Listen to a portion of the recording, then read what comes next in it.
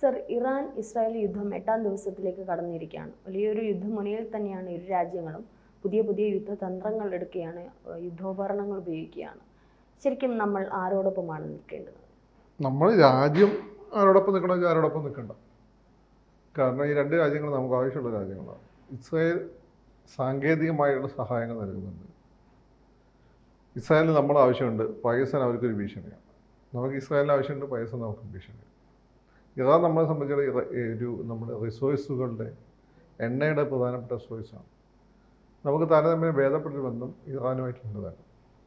പിന്നെ അതൊരു Soviet റഷ്യയായിട്ട് Iran അടുത്തേക്കുന്ന ഒരു രാജ്യമാണ്. അപ്പോൾ നമ്മുടെ ഒരു മിത്രവുമായിട്ട് അടുത്തേക്കുന്ന രാജ്യമാണ്. അതേസമയം നമ്മുടെ ശത്രുവായിട്ട് ചൈനയുമായിട്ട് അടുത്ത് നിൽക്കുന്ന ഒരു രാജ്യമാണ്. പാകിസ്ഥാനുമായിട്ട് ഒരു കോൺഫ്ലിക്റ്റും ഉണ്ട്, കോഓപ്പറേഷനും ഉണ്ട്.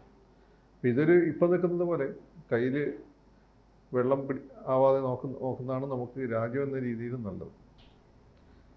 രണ്ടാമതായത് നമ്മളാരെ നിൽക്കണോ, ഇപ്പം ഞാനാരെ കൂടെ നിൽക്കണമെന്ന് വെച്ചാൽ ഞാനിതിൽ ഇസ്രായേലിൻ്റെ കൂടെ അല്ല, ഞാൻ ഖൊമേനിയുടെ കൂടെയില്ല. അതാണ് എനിക്ക് കാര്യം. കാരണം ഇസ്രായേലിലാണെങ്കിലും ഖൊമേനിക്കാണെങ്കിലും ഇവർക്ക് രണ്ടുപേർക്കും ഉള്ള അജണ്ട ഇസ്രായേലാണ് ഇറാൻ ഇല്ലാതാക്കണം, എങ്കിലും അവരുടെ ആ മേഖലയിലുള്ള സർവാധിപത്യം പൂർണ്ണമാവും. ഖൊമേനിക്കാണ് ഇസ്രായേൽ ഇല്ലാതാക്കണം, കാരണം സാത്താൻ്റെ രാജ്യമാണ്. അപ്പോൾ ഇവർ രണ്ടുപേരും അങ്ങോട്ടും ഇങ്ങോട്ടും ഇല്ലാതെ നിഗ്രഹിക്കാൻ നടക്കുന്ന ആളുകളാണ്. ഈ നിഗ്രഹിക്കാൻ നടക്കുന്ന ആളുകൾ ആരെയും സപ്പോർട്ട് ചെയ്യേണ്ട ആവശ്യം നമുക്കില്ല. അതേസമയം തന്നെ എന്നാൽ ആ യുദ്ധം നടക്കുന്നുണ്ട്. ആ യുദ്ധം നടക്കുമ്പോൾ അതിൽ പോസിറ്റീവായി ഞാൻ കാണുന്ന ഒരു കാര്യം, ഖൊമേനിയുടെ റജീം ചിലപ്പോൾ ഇല്ലാതാവും. ഇസ്രായേൽ ഖൊമേനിയുടെ റജീമിനെയാണ് ടാർഗറ്റ് ചെയ്യുന്നത്, ജനങ്ങളെ ടാർഗറ്റ് ചെയ്യുന്നത്. അത് നല്ല കാര്യമാണ്.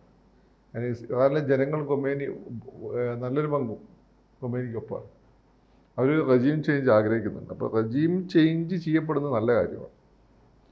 കാരണം ഇങ്ങനെ ഒരു മതഭ്രാന്ത് പിടിച്ച ഒരു ഭരണാധികാരിയും അയാളുടെ അണ്ടറിൽ സഹിക്കുന്ന കുറേ ജനങ്ങളും, അത് ഇയാൾ വെറുതെ അമേരിക്കയ്ക്കും ഇസ്രായേലിനൊക്കെ എതിരെ സംസാരിക്കുന്നതുകൊണ്ട് അതിൻ്റെ ദൂഷ്യങ്ങൾ മൊത്തം കിട്ടുന്നത് ജനങ്ങൾക്കാണ്. അവർക്ക് ആവശ്യത്തിന് ഭക്ഷണം കിട്ടുന്നില്ല, വസ്ത്രം കിട്ടുന്നില്ല, കാറിന് സ്പെയർ പാർട്സ് കിട്ടുന്നില്ല, എല്ലാ ഉപരോധങ്ങളും കൊണ്ട് തടഞ്ഞു നിർത്തിയിരിക്കുന്നു.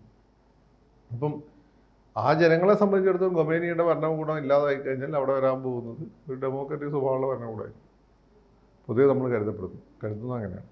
അപ്പോൾ അങ്ങനെ ഒരു റഷീം ചേഞ്ച് അവിടെ വരുന്നത് നല്ലതാണ്. അത് ലോകത്തിന് നല്ലതാണ്, ഇസ്ലാമിക ലോകത്തിന് നല്ലതാണ്. കാരണം ഈ ഖൊമേനി സൗദി അറേബ്യയുമായിട്ട് പോലും നല്ല ബന്ധത്തിലല്ല. ഖൊമേനിക്ക് അവിടെ മേധാവിത്വം സ്ഥാപിക്കണം അയാളുടെ ആഗ്രഹം. ഖൊമേനി അതുപോലെ എർദോഗൺ ഒരേപോലെ ആഗ്രഹിക്കുന്ന ഇസ്ലാമിക ലോകത്തിൻ്റെ ചാമ്പ്യന്മാരായി മാറുന്നതാണ്. അതുകൊണ്ടാണ് ഇറാനുമായിട്ട് നേരിട്ട് ഒരു പ്രശ്നമില്ലാത്ത ഇസ്രായേലിൻ്റെ കാര്യത്തിൽ ഇവർ പോയി ഇടപെട്ടുകൊണ്ടിരിക്കുന്നത്. അതായത് ഇപ്പോൾ ഹിസ്ബുള്ള ആണെങ്കിലും ഹിസ്ബുള്ളയുടെ പ്രൊമോട്ട് ചെയ്യുന്നവരാണ്, ഹൂതികളെ പ്രൊമോട്ട് ചെയ്യുന്നവരാണ്. അതൊരു പക്ഷേ ഇസ്രായേൽ ഞങ്ങളെ കയറി ആക്രമിക്കും എന്നുള്ള പേടി അവർക്കുള്ളതുകൊണ്ട് ഓൾറെഡി ഒരു ഡിറ്ററൻസ് എന്ന രീതിയിലായിരിക്കാം. ഏതായാലും ആവശ്യമില്ലാത്ത യുദ്ധത്തിനാണ് ഇപ്പോൾ അവർ തലവെച്ച് കൊടുത്തിരിക്കുന്നത്. പിന്നെ ലോകത്തുള്ള ഈ സ്വേച്ഛാധിപതികളെല്ലാം അവസാനം ഇങ്ങനെയാണ് സംഭവിക്കുള്ളൂ. സ്വേച്ഛാധിപത്യം ഒരിക്കലും നമ്മൾ ഡയലോഗിലൂടെ അവരെ അവസാനിപ്പിക്കാൻ പറ്റില്ല, അവരെ നിഗ്രഹിക്കാനേ പറ്റുള്ളൂ. അപ്പം ഇസ്രായേലിൻ്റെ ആക്രമണത്തിൽ അങ്ങനെ ഒരു കാര്യം നടക്കുന്നത് നല്ല കാര്യമാണ്. ഖൊമേനിക്ക് വേണ്ടി ആരും കരയേണ്ട ആവശ്യമില്ല. If you are true secular and true democratic, നിങ്ങളെന്തിനാ അയാൾക്ക് വേണ്ടി കരയുന്നു? അതിൻ്റെ ആവശ്യമില്ല. അയാൾ അതിൻ്റെ രണ്ടിനും എതിരാണ്. അപ്പം ഒരു റഷീം ചേഞ്ച് ഈസ് ഓൾവേസ് വെൽക്കം എന്നാണ് എൻ്റെ ആ കാര്യത്തിലുള്ള നിലപാട്. അവിടുത്തെ ജനങ്ങൾ ആഗ്രഹിക്കുന്നു എന്നുള്ളതാണോ പറയാം? ജനങ്ങൾ നല്ലൊരു പങ്ക് ആഗ്രഹിക്കും. കാരണം അവിടുത്തെ ഒരു വിപ്ലവത്തിനൊരു സ്വഭാവം എന്ന് വെച്ചാൽ അവിടെ അന്ന് സോവിയറ്റ് റഷ്യയുള്ള കാലഘട്ടമാണ്. കമ്മ്യൂണിസ്റ്റുകാരും ഇസ്ലാമിസ്റ്റുകളും ഒരുമിച്ചാണ് ഈ പോരാട്ടത്തിൽ അവിടെ ഷാക്കെതിരെയുള്ള പോരാട്ടത്തിൽ നിന്ന്. ഷായുടെ ഒരു പ്രശ്നം എന്ന് വെച്ചാൽ അമേരിക്കയുടെ ഇസ്രായേലിലേക്ക് സ്വന്തം ആളായിരുന്നു. പക്ഷെ അവിടെ ഡെവലപ്മെൻ്റ് എല്ലാം തന്നെ അദ്ദേഹവുമായി ബന്ധപ്പെട്ട ഒരു സർക്കിളിൽ മാത്രമായിട്ട് ഒതുങ്ങിപ്പോവുകയാണ്. ഗ്രാമങ്ങളിലെല്ലാം തന്നെ പിന്തള്ളപ്പെട്ടിരുന്നു. അപ്പോൾ ഗ്രാമങ്ങളിലെ ആളുകളെല്ലാമാണ് ഈ ഖൊമേനിയെ സപ്പോർട്ട് ചെയ്തത്, അവർ കമ്മ്യൂണിസ്റ്റുകാരെ സപ്പോർട്ട് ചെയ്തിരുന്നു. അപ്പോൾ ഇവർ ഒരുമിച്ചാണ് സ്വാതന്ത്ര്യ സമരം നടത്തിയത്. പക്ഷേ അതിനൊരു ഘട്ടത്തിൽ ഇസ്ലാമിസ്റ്റുകൾ മേധാവിത്വം സ്ഥാപിക്കുകയും അവർ കമ്മ്യൂണിസ്റ്റുകാരെ വംശഹത്യ ചെയ്യുകയും ചെയ്തു അധികാരത്തിൽ വന്നതിന് ശേഷം.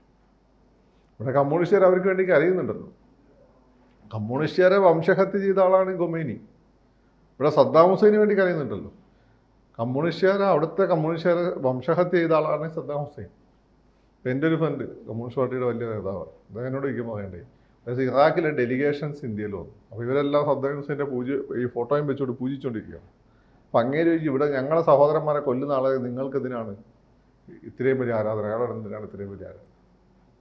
അതാണ് അതിൻ്റെ ഒരു കാര്യം. പക്ഷെ ഖമേനിയെ കൊല്ലാതെ തന്നെ കൊല്ലുന്നത് വരെയും അത് അനുഭവിക്കേണ്ടെന്ന് വരുന്ന ഒരു ജനതയുണ്ട്. അതുണ്ട്. അല്ലെങ്കിൽ ഒന്നെങ്കിൽ അവർ പിന്നെ വളരെ സ്ലോ ആയിട്ട് കൊല ചെയ്യപ്പെടും, അല്ലെങ്കിൽ അവർ പെട്ടെന്ന് കൊല ചെയ്യപ്പെടും. ഇതിലേത് ചെറുത്താനും കടലിൻ്റെ ഇടയിലാണ്. ജനങ്ങളെ വല്ലാണ്ട് ബാധിക്കും. കാരണം ഈ പറഞ്ഞതുപോലെ ഇസ്രായേലാണ് മറുഭാഗത്ത്, ഒപ്പം അമേരിക്കയുടെ പിന്തുണയുണ്ട്. ജനങ്ങളെ നമ്മളെ ഓയിൽ പ്രൈസ് ഒക്കെ കൂടും, അങ്ങനെയുള്ള പ്രോബ്ലംസ് ഒക്കെ ഉണ്ട്. അതൊക്കെ ഉണ്ട്. പക്ഷേ പറഞ്ഞതുപോലെ പെട്ടെന്ന് ഇറാൻ ഈ ഒരു യുദ്ധം അവസാനിപ്പിക്കത്തില്ല. രണ്ടും കൽപ്പിച്ചാണ് വജ്രായുധങ്ങളൊക്കെ പുറത്തെടുത്ത് തുടങ്ങി. അവരുടെ കയ്യിൽ വജ്രായുധത്തിന് ലിമിറ്റ് ഉണ്ട്. കാരണം എന്ന് വെച്ചാൽ ഇത് തീർന്നു പോകും. ഇസ്രായേലിനെ സംബന്ധിച്ചിടത്തോളം അവർക്ക് ഈ അമേരിക്കയുടെയും പടിഞ്ഞാറൻ രാജ്യങ്ങളുടെ സഹായമുണ്ട്. പിന്നെ ലോകത്തെ പല പ്രധാനപ്പെട്ട ആയുധ കമ്പനികൾ അവർ തന്നെ നടത്തുന്നത്, അത് നേരിട്ട് അവരെത്തിച്ചു. പിന്നെ ഈ സകല മാഫിയയിലും മൊസാദിൻ്റെ ആളുകളുണ്ട്. അവർക്കത് കിട്ടാൻ ബുദ്ധിമുട്ടില്ല. ഇറാനും കിട്ടും, ഇറാനി ബന്ധങ്ങളൊക്കെ ഉണ്ട്. പക്ഷേ ജൂതന്മാരെ പോലെ അത്ര അഡ്വാൻസ്ഡ് അത്ര റിച്ചായ ആളുകളെ സപ്പോർട്ടില്ല. സുന്നികളുടെ പോലും സപ്പോർട്ട് അവർക്കില്ല. ഇപ്പോൾ ചൈന ഒരുവിധം സപ്പോർട്ട് ഇറാന് നൽകുന്നില്ലേ? ചൈന അവരുടെ ആവശ്യത്തിനുള്ള അവർ കയ്യിൽ തന്നെ മീൻ പിടിക്കുന്നവരാണ് എടുക്കുള്ളൂ. അവരുടെ മേൽത്തോട് നോക്കുമ്പോൾ അവർ സപ്പോർട്ട് നോക്കും. അത്രയേ ഉള്ളൂ എൻ്റെ കാര്യം. പക്ഷേ ആ സപ്പോർട്ട്, ചൈനയുടെ സപ്പോർട്ട്, അങ്ങനെയാണെങ്കിൽ ചൈന അമേരിക്ക യുദ്ധമാണ് നടക്കുന്നത്. ചൈനയെക്കാൾ എത്രയും ശക്തമാണ് അമേരിക്കയുടെ ആയുധങ്ങൾ, പ്രിസിഷൻ സ്ട്രൈക്കൊക്കെ നടത്താൻ. അങ്ങനെ നടന്നാൽ തന്നെ അമേരിക്കയല്ലേ അവർ മറ്റൊരു ആയുധങ്ങൾ കൊടുക്കുന്നത്. അപ്പോൾ അതിൽ പ്രിവെയിൽ ചെയ്യാൻ പറ്റുമെന്ന് തോന്നുന്നുണ്ട്. പിന്നെ മാത്രമല്ല, ഇറാനിലെ ജനങ്ങൾ നല്ലൊരു പങ്കും ഇങ്ങനെ ഒരു 40% ഇങ്ങനെ സപ്പോർട്ട് ചെയ്യുന്നില്ല. കാരണം അവർ പോയ കമ്മ്യൂണിസ്റ്റുകാരോ മറ്റോ ആണ്. പക്ഷെ അവർക്കൊരു വഴിയുമില്ല. അവിടുത്തെ ജനങ്ങളെ അടിച്ചമർത്തി കൊടുക്കുകയാണ്. അവിടെ ഇന്ത്യയിൽ കൊളോണിയലിസമാണ് ഈ മതമൗലികവാദികൾ ഖൊമൈനിയുടെ നേതൃത്വത്തിൽ അവിടെ ജനങ്ങളെ മേൽ നടത്തിക്കൊണ്ടിരിക്കുന്നത്. അവർക്ക് മോചനം വേണമെങ്കിൽ ഒരു മിഷിഹ വരേണ്ടതുണ്ട്. അൺഫോർച്ചുനേറ്റ്ലി ഇസ്രായേലായി പോകുന്ന മിഷിഹ എന്നുള്ളതാണ് പ്രശ്നം. പക്ഷെ മിഷിഹ വരുമ്പോൾ അത് മൊത്തത്തിൽ ജനങ്ങളെ ബാധിക്കുന്ന തരത്തിലാവും.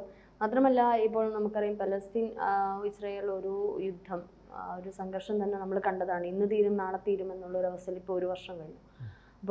ഇപ്പോൾ ഇറാനിലേക്ക് അത് ബാധിച്ചിരിക്കുകയാണ്. അപ്പോൾ അങ്ങനെയെങ്കിൽ അറബ് രാജ്യങ്ങൾ വല്ലാത്തൊരു പ്രതിസന്ധിയിലായിരിക്കുകയാണ്.